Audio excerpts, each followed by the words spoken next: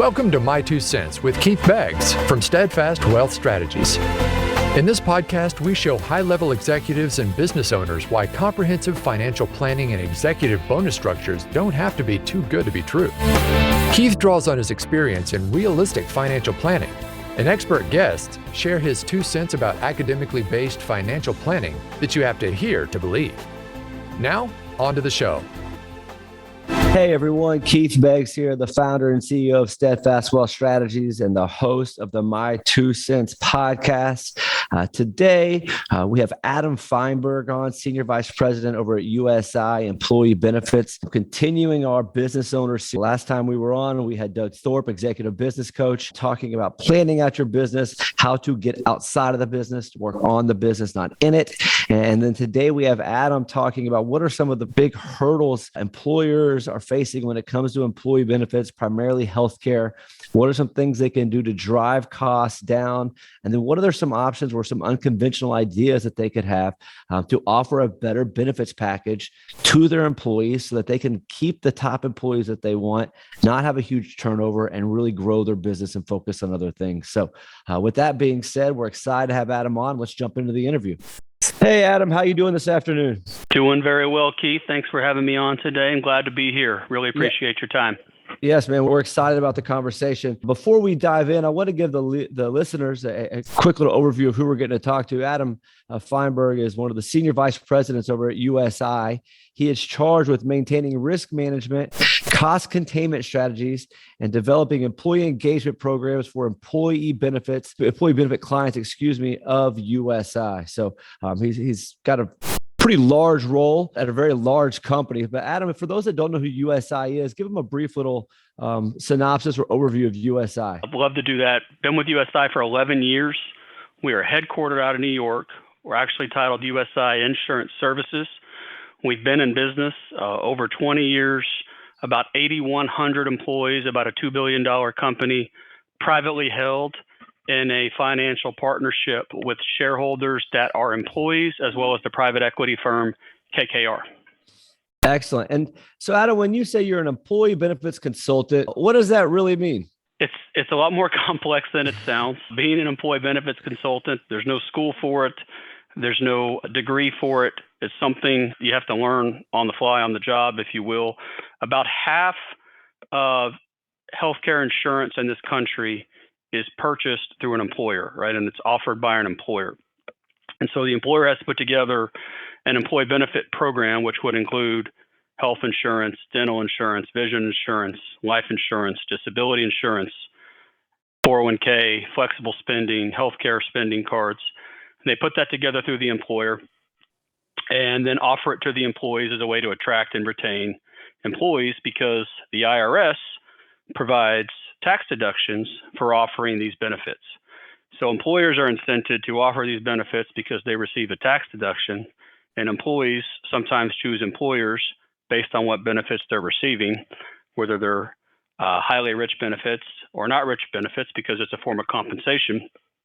And so what I do is I spend time building programs, for the most part, that are customized to the employer based on their size, their budget, their industry, their needs, and build programs that are right-sized for them in all of those arenas. For employers that are ranged from about 50 employees to my largest employer has about 6,000 employees. And so every one of those has a different need, and it's our job to right-size those and make sure that the costs are contained, that there's no surprise pieces of risk, and that the employees also know what type of compensation they're receiving in this program, that there's value in it, because it is a form of compensation. I got you. And would you say healthcare cost is 50% of that, 75% of that? Where does healthcare cost fall in as a piece of that employee benefit package? If you separate retirement planning and 401k and just focus on healthcare, dental, vision, disability, life insurance, which are the pieces that I'm certified, focused on, and my team's engaged on, it's about 80 to 90%, if not more. Okay. The average healthcare cost for an employer, or for an employee family plan, meaning 2 parents, 2 kids, cost an employer close to $20,000 a year. For an employee, the average when you average it out, is about $10,000 a year. So it's a large piece of compensation that has to be managed, or it escalates really quickly, because the average escalation on those costs for the last 20 years has been about 6 to 8% per year for the last 20 years. And that's why we're sitting with such high cost healthcare right now. Yeah. So I want to move on, but I've never heard that number before. I've seen it from the employee side, right? I've never heard it from the employer side. So you're saying that so company X, right, hires me and I'm married and I have 2 kids, that I'm costing that company $20,000 of cash on their insurance bill.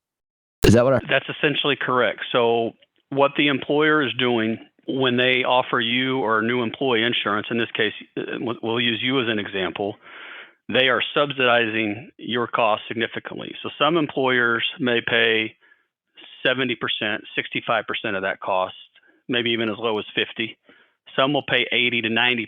So what you're seeing when you enroll as an employee is you're just seeing the piece that's not subsidized. You have no idea what else the employer is footing the bill for on the backside. And that's one thing we'd like employers to do a better job of, and we ask of them, is that once a year when you're meeting with your HR department or you're online and you're enrolling for your benefits, that there's some triggers and identifiers that remind employees they're spending, in your case, $15,000 a year for you to have health care.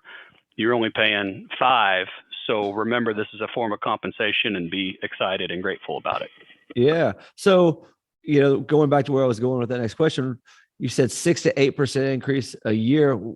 Why is health insurance or healthcare cost so expensive? And why does it feel like it's going up at a rate of inflation that's not comparable to the rest of the world? It does. Well, it feels like it because it is. It's going up at an alarming rate, and there's really no end in sight until we probably do take some sort of major shift to an entire public healthcare system. But as long as it stays private, these costs are going to continue to go up. And the health insurance world and the healthcare world, which employers are footing the bill for, you got to remember that there's a lot of players on this map, right? It's, in a sense, it's like Game of Thrones. You've got hospitals, you have pharmaceutical manufacturers, you have urgent care centers on the street corners, you have primary care doctors, you have reinsurance carriers on the backside, and then you have insurance brokerage and consulting folks like myself, and then you have major insurance companies like a United Healthcare or a Blue Cross Blue Shield of Texas, and they're all fighting to take a dollar off the top, but ultimately the prices are set by hospitals and drug companies. They are the two that control pricing. Insurance is just a reprice of those expenses. So those companies that are all in that bucket are all for profit, even though MD Anderson is actually labeled as a not for profit hospital system. I think we could all agree that doesn't mean that they don't make money. And costs continue to go up because we're living longer. And as we live longer, we take more drugs. We do everything we can to keep our loved ones alive and healthy. And while we didn't deal with so many cancers 50 years ago, some people would argue that cancer is like a new phenomenon. It's really not. It's more about we're living longer. And now there's new drugs to fight cancer. So to put an example, to go back to your question, why are healthcare costs going up? We have this conversation almost daily with our clients. It's large claims, large claims, large claims. So you going to the doctor because a child has strep or somebody has a sinus infection doesn't impact our insurance cost at all. And actually spending a lot of time, energy, and effort trying to keep those costs down, while it may feel good, it doesn't keep our costs down at all. The reason healthcare is expensive is because cancer, the top three are cancer, leukemia, and congenital anomalies, which is pre-birth complications. And those three large claim drivers are costing absolute billions and billions of dollars. So like the largest large claim cancer claimant on a health plan that I was associated with last year was over $3 million. I've seen a large claimant in leukemia over $6 million, and I've seen preterm childbirth complications over $4 million. So if you think about that driving up the cost. Those are the things that we have to fight, and they're very, very difficult to fight because we love people. We want to keep them healthy. Right. That is very interesting. So you also mentioned when you're talking about this as a form of employee benefits and employers probably needing to be better at reminding their employees in a nice way, right? Hey, maybe just changing the story around employee benefits a little bit. We're on healthcare, telling it more of a, hey, look what we're doing for you, not here's your cost, that what you're getting. But how important do you think the employee benefits for this healthcare benefit is? And we're in what we call the Great Resignation right now. I was watching 60 Minutes the other night. They were talking about the amount of people that quit their job second half of 2021. So how important is healthcare coverage, where this employee benefits package right now for an employer that's having a hard time keeping or recruiting top talent?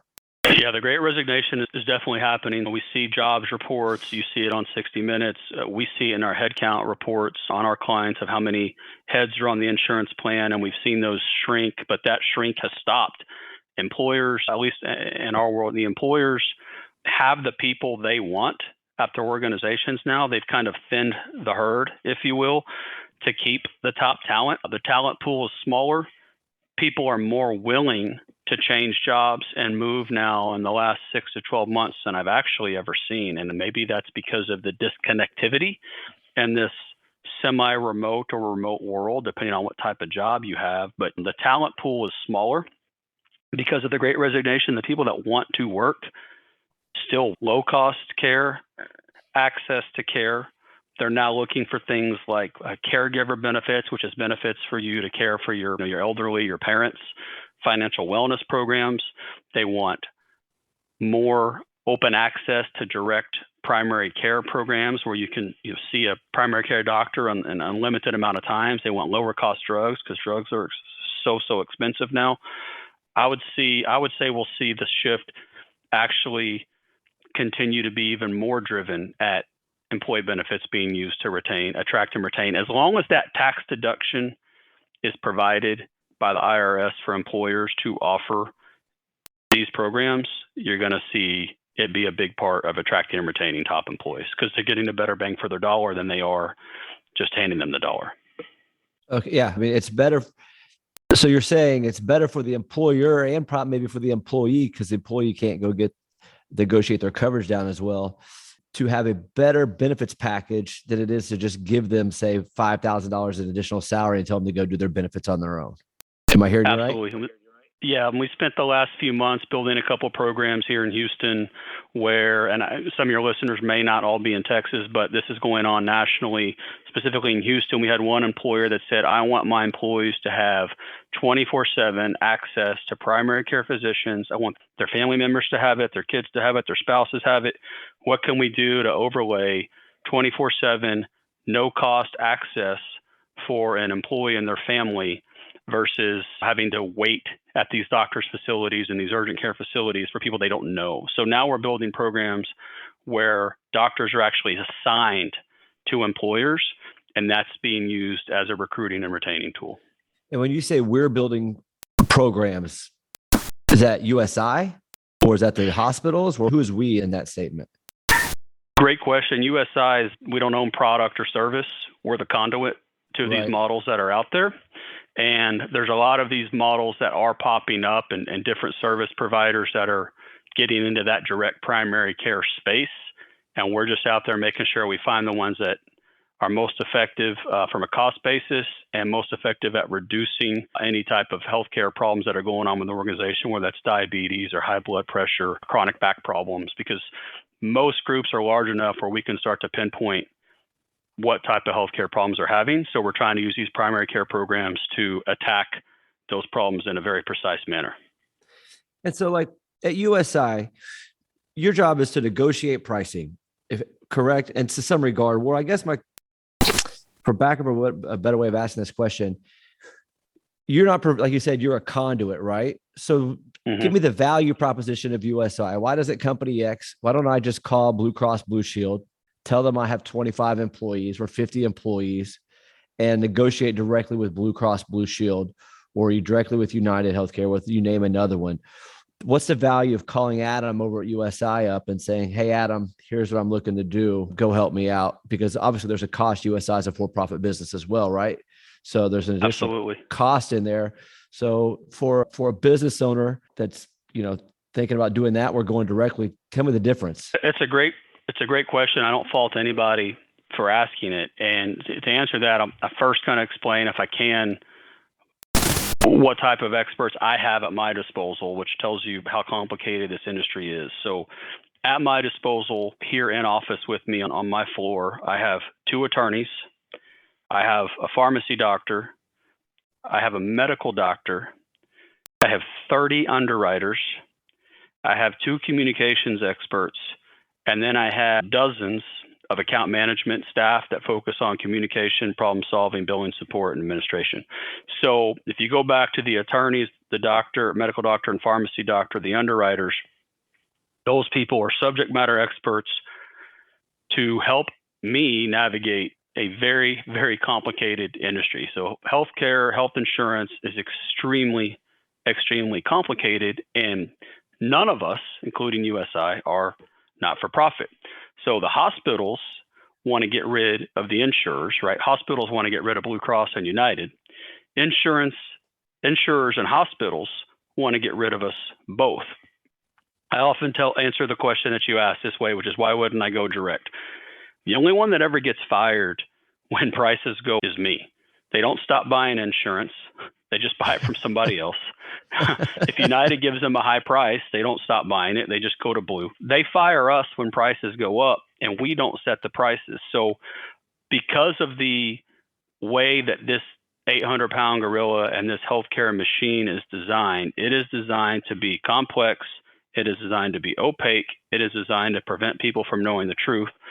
And so because of our ability to back into what costs are, what costs should be, what readmission cases should be at hospitals, and benchmark insurance costs across our book of business around the country, we provide enough value to more than pay for the services that we provide. And so we have a rule in-house that whatever we are charging a client, we should see a 2 to 3x minimum reduction in healthcare spend as a result of hiring USI. If we can't do that, then we're not doing our job. And how do you quantify that? Well, what we'll do is when we evaluate employers' insurance plans, we only are as strong as the market out there and the size of the employer. So in a smaller market, we have less horsepower to evaluate and make those investments. So meaning on a smaller employer, less customization, more off the shelf. We use our market leverage and our underwriting to lower the price for an employer. So on the underwriting aspect, if you don't have an underwriter protecting you, you have an insurance carrier, and I'll just pick on, Aetna, for instance. Aetna is going to rubber stamp an insurance renewal, give it to an employer, and say your rates just went up 12%. If you don't have an underwriter that's looking at your previous loss history, you have no way to argue that 12% is fair. 12% may actually be fair. Your risk could actually be saying you need a 30%, and because of us, we got you a 12. So we just saved you 18%. Sometimes that 12% may be completely unfair, and based on this employer's risk profile, it should have been a -4. So we're using our medical doctor to look at the claim activity, our pharmacy doctor to look at the drug activity, and our underwriters to reassess the risk unbiased on a financial risk basis, and get the insurance carrier to look at the employer one by one and not rubber stamp them on a spreadsheet, which is what they would do without us. Gotcha. So I deal with that a little bit different terms, and that we'll ask someone how they did last year, and they'll say, "Oh, we had a good year in the market." And I'm like, "Well, what does that mean?" Right? And like, what are you comparing it to? Like, well, we went up 7%. Well, if the market went up 25, did you have a good year? Absolutely. So what you're doing is you're giving them context around their numbers, so then they can evaluate. Like you said, it's going up, right? We can't stop that going up, but am I getting a fair shake? And a lot of times that's what people want to know at the end of the day. Am I getting a fair shake, or am I being taken advantage of? And it sounds like you were going through all the people behind the scenes, that there's no way for an employer on their own to be able to get all the context together to find out if they're getting a fair shake or if they are being the one that's getting the 30% when it's only going up 12 or, or something like that. And so what your team is able to do is say, look, here's all the data points. Here's where we are. They realistically, they could have done X, but they're doing Y. We've got it here. This is fair. Whether it's not fun, but it's fair. Does that sound? It is. It's spot on. And we had a lot of those discussions this past 24 months as COVID really, really impacted claim costs. So we had a couple claim costs come through here and there in our office that were $2 million per claimant. We had one employer last year in particular, they had 3 family members, and each one of the family members was about a $2 million hit in claims. So that's $6 million in claims that were being paid out for an employer that was only spending $5 million in insurance. So they were spending $5 million in insurance and had 3 people cost them $6 million. So they were way over any type of threshold that would keep them in a cost containment mode. We actually went through all the claim detail, did kind of a mini audit, if you will, with our medical doctor, our pharmacy doctor, and our underwriters. And what we determined was there was actually claim reporting error by the carrier as well. So instead of it being about $6 million in paid claims for those 3, it should have been 4. And when we were able to find that error, it really reduced the risk projection for next year and made sure they, A, were getting a better deal than they should have, and then at B, made sure we provided our value in reducing their future cost. It's like bad credit too, right? Once it goes up, you can't just drop it next year because you had a good 12 months. It may stay where it is, but it's not going to have a significant drop. It kind of sticks with you like bad credit would. All right. Well, for the golfers out there, that's like shooting one low round. They got this new handicap index, and then it just kills your golf handicap. So, okay, Adam, give me 3 to 5 things an employer can do to keep costs down. Yeah, the first thing is make sure you engage with somebody that has the resources I've talked about. And let me repeat them again because they're critically important. I could not do my job. Key accounts would not be successful at USI without them. So you've got to work with somebody that has medical director, medical doctor, pharmacy doctor, credentialed pharmacy doctor, underwriters, those 3, and then attorneys now, right? We've got vaccination stuff coming out of Supreme Court over the next 24, 48, 72 hours right now. So you've got to have somebody that has attorneys, medical doctors, pharmacy doctors, and underwriters. That's step one. It should not be, you can play golf with them, you can hunt with them, but that should not be the number one criteria. The number one criteria should be, do they have subject matter experts in-house? The second thing is, do they have volume? Volume does matter, right?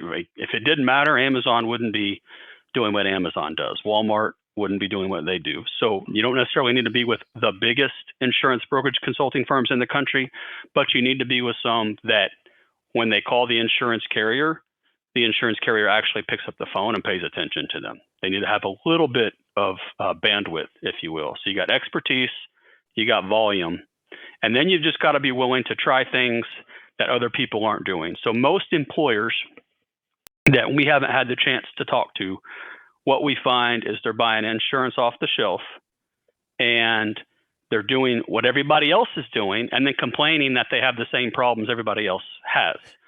So if you want to complain about the problems the same as everybody else has, that's fine, but you should at least be willing to hear and evaluate what different looks like. And so what different looks like is going through kind of a progression of a fully insured employer, meaning you buy a fully insured product like your car insurance off the shelf.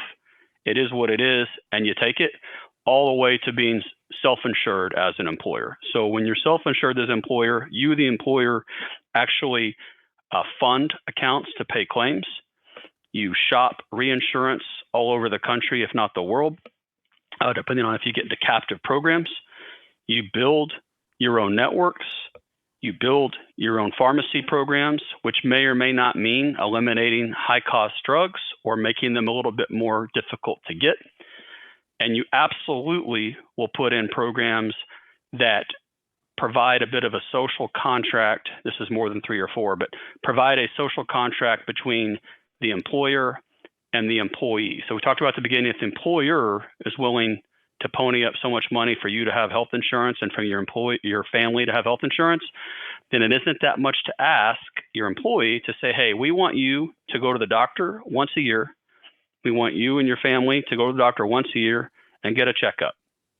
Because if we're going to fight cancers, leukemias, chronic renal failure, we need to go to the doctor once a year and just get a checkup and have a good doctor relationship. So expertise, volume, and you got to be willing to try new things, which is that spectrum of moving from fully insured to self-insured and building to designing programs that are completely custom. That's great. A quick question to follow up on that one. Do you find that employers find that employees are against getting the checkups? Is that a hurdle that's hard to get the employees on or over? It is.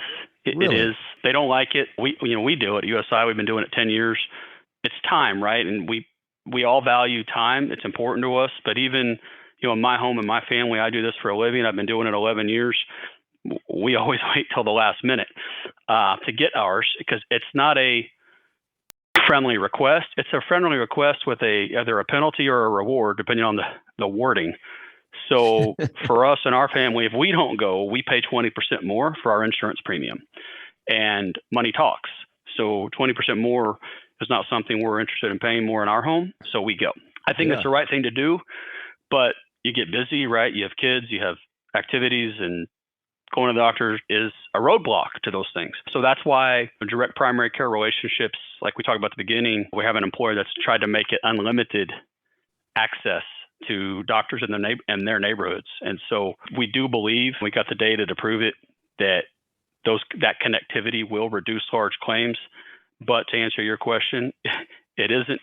Nobody ever says yes unless they're either incented or penalized. Money is the great motivator of all. That's for sure. So Adam, how does someone find you? If they have questions after listening to this, or if they're like, hey, we've been going at this on our own, how do they reach out to you? And is this stuff time sensitive? I mean, I know there's what's called like open enrollment and different things like that. So we're at the beginning of the year. I guess that's two separate questions, but is this time sensitive? I mean, how does that work for a business?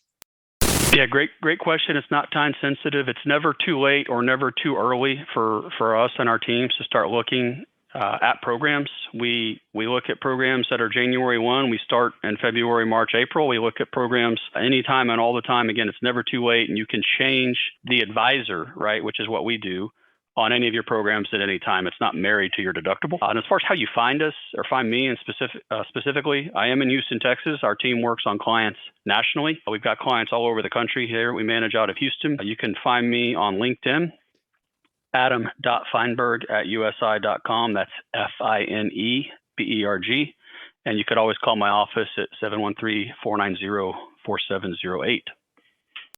Excellent. Well, again, Adam, thanks for jumping on here. I think this is valuable information, as you mentioned, with COVID and all the different things. I mean, healthcare is all over the news, and with the Great Resignation, employee benefits are becoming a bigger and bigger hook to get top talent. And as you said, keep or retain top talent, which is what you want to do as a business. It's very hard to grow a business if you got turnover, and then it's very hard to recruit when they look at your business and see that people are leaving all the time. It's hard to get people to want to come work at a company like that. So having the right employee benefit package can help alleviate a lot of those issues. So thanks again for your time, Adam. Hope you have a great 2022. Thank you for having me, Keith. Best wishes to you in 2022 as well. Thank you for listening to My 2 Cents with Keith Beggs. Click the subscribe button below to be notified when new episodes become available. All securities discussed are offered and provided through Steadfast Financial Planning, LLC. The information covered and posted represents the views and opinions of the guest and does not necessarily represent the views or opinions of Steadfast Wealth Strategies. The content has been made available for informational and educational purposes only. The content is not intended to be a substitute for professional investing advice. Always seek the advice of your financial advisor and/or qualified financial service provider with any questions you may have regarding your investment planning.